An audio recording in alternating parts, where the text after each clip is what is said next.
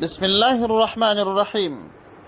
یو ورور پوښتنه کړې ده چې پیغمبر صلی الله علیه وسلم په 40 کلنۍ کې پیغمبر شو او د ده مور پلار هغه مهال وفات سوي دي چې دی لا ماشوم و، یا یې پلار هغه مهال وفات سوی دی چې لا دی پیدا سوی نه دی.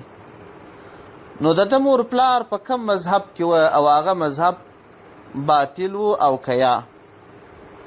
د دغه ورور د پوښتنې په جواب کې باید ووایم چې په دې کې شک نشته چې د ده مور پلار پر کفر باندې تللي دي، مشرکان وه، پر باطل دین باندې وه. البته وروسته چې پیغمبر صلی الله علیه وسلم الله پیغمبر کې یو قول داسې سته چې نبی علیه السلام دعا وکړل، نو د نبی علیه السلام معجزه وه، دی راپورته سوه، پر دی ایمان راوړي، بیرته وفات سوه.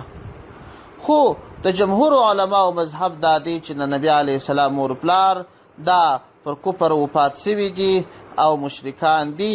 خو د نبی علیه السلام سره د ادب له مخې خبرې پکښې په کار نه دي چې مور پلار به دوزخیان دي یا نه دي، خو مشرکان دي، کافران دي، پر کفر باندې تللي دي، په دې کې شک نشته.